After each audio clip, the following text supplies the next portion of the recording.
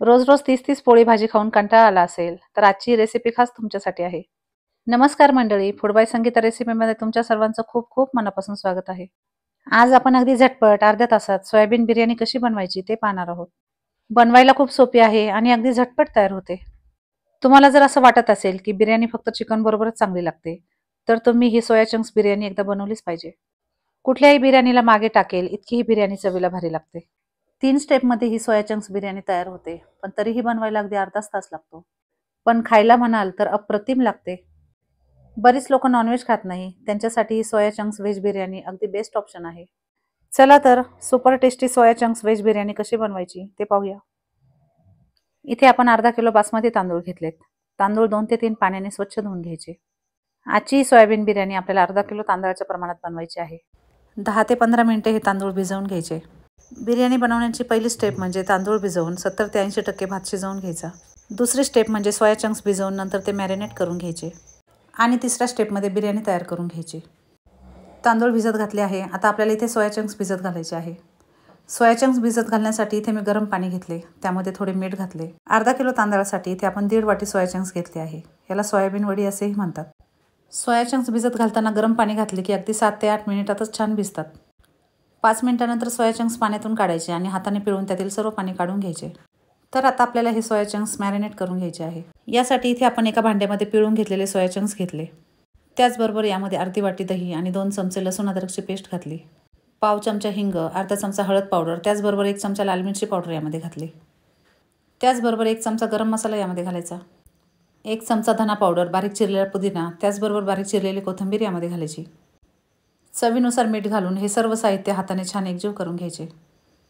आजची ही बिर्याणी इथे मी अर्धा किलो तांदळाच्या प्रमाणात बनवली आहे, त्यामुळे अगदी परफेक्ट असे प्रमाण मी तुम्हाला इथे सांगणार आहे.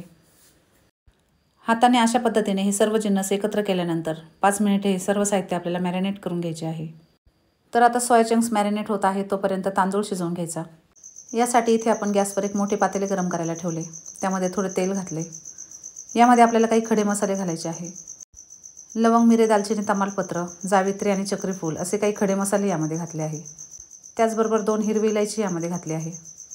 खडे मसाले थोडे परतून घ्यायचे आणि त्यामध्ये पाणी घालायचे. अर्ध्या लिंबाचा रस आणि चवीनुसार मीठ घालून हे सर्व साहित्य छान एकजीव करून घ्यायचे. 2.5 वाटी भिजलेला तांदूळ आपण यामध्ये घातला आहे, त्यासाठी मी 5.5 वाट्या पाणी यामध्ये घातले. तर आता झाकण ठेवून अशा पद्धतीने पाण्याला छान उकळी आली की यामध्ये भिजलेला तांदूळ घालायचा. झाकण ठेवून 5 ते 6 मिनिटे तांदूळ आपल्याला मीडियम गॅसवर शिजवून घ्यायचा आहे. आता तांदूळ शिजत आहे तोपर्यंत आपण बिर्याणीची फोडणी तयार करून घेऊ. यासाठी गॅसवर एक जाडसर पातेलं गरम करायला ठेवायचं. यामध्ये 1.5 मोठा चमचा तेल घातले व त्यामध्ये बारीक चिरलेला कांदा घातला. इथे आपण 2 मीडियम साईजचे मोठे कांदे उभे चिरून घेतले ते यामध्ये घातले. त्याचबरोबर 3 ते 4 हिरव्या मिरच्यांचे तुकडे घालून कांदा तांबूस रंग येईपर्यंत परतून घेतला. तर आता आपला कांदा छान परतून झाला. यामध्ये मॅरिनेट केलेले सोया चंक्स घालायचे. सोया चंक्स घातल्यानंतर 1 मिनिटभर हे सर्व साहित्य आपल्याला परतून घ्यायचे आहे. सर्व साहित्य छान परतून घेतले की यामध्ये अर्धा ग्लास पाणी घालायचे. पाणी घालून हे सर्व साहित्य एकजीव करायचे व यावर झाकण ठेवायचे. तोपर्यंत आपण बिर्याणीचा भात कसा झाला ते पाहू. तुम्ही पाहू शकता 7 ते 8 मिनिटातच अगदी बिर्याणीसाठी परफेक्ट असा आपला भात शिजला आहे. अगदी सुटसुटीत दाणेदार असा आपला बिर्याणीचा भात तयार झाला आहे. 80 ते 85% भात छान शिजला आहे. तर आता आपले सोया चंक्ससुद्धा वाफेवर छान शिजले आहे. यावरील झाकण काढून हे सर्व साहित्य पुन्हा छान एकजीव करून घ्यायचे.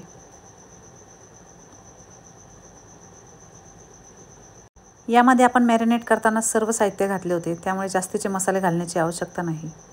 सर्व साहित्य अशा पद्धतीने छान एकजीव झाले की यामध्ये शिजवून घेतलेला बिर्याणीचा भात घालायचा. गॅसची फ्लेम कमीच ठेवायची आणि भात सगळीकडून एकसारखा करून घ्यायचा.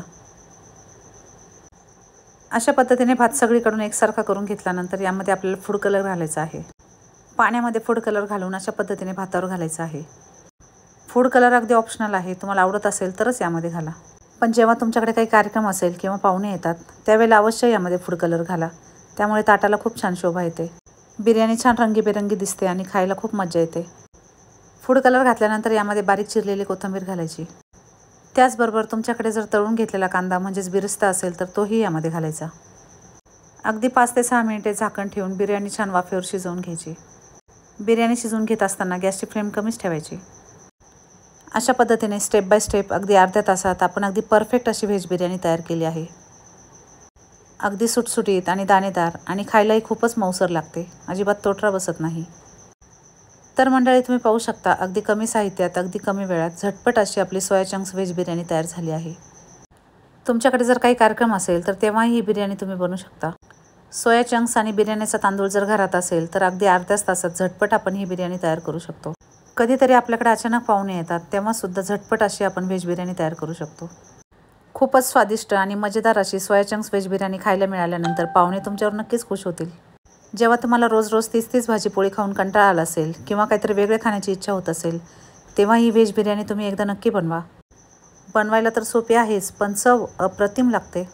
तर मंडळी, अगदी कमाल चव देणारी व्हेज बिर्याणीची रेसिपी तुम्हाला कशी वाटली हे मला कमेंट करून नक्की सांगा. खूपच स्वादिष्ट आणि मजेदार सोया चंक्स व्हेज बिर्याणी खाल्ल्यानंतर तुमच्या घरातील मुले तर नक्कीच खुश होतील. खूपच आवडीने तर खातीलच, शिवाय तुम्ही जर टिफिनला दिली तर टिफिनही अगदी फिनिश करून येतील, मी खात्रीने सांगते. तर मंडळी, तुम्हाला जर माझी ही सोया चंक्स व्हेज बिर्याणीची रेसिपी आवडली असेल तर एक लाईक नक्की करा. त्याचबरोबर अजूनही माझ्या चॅनलला सबस्क्राईब नसेल केले तर नक्की सबस्क्राईब करा. रेसिपी अगदी सोपी आहे. सर्वांनी माझ्या या पद्धतीने नक्की बनवा. धन्यवाद.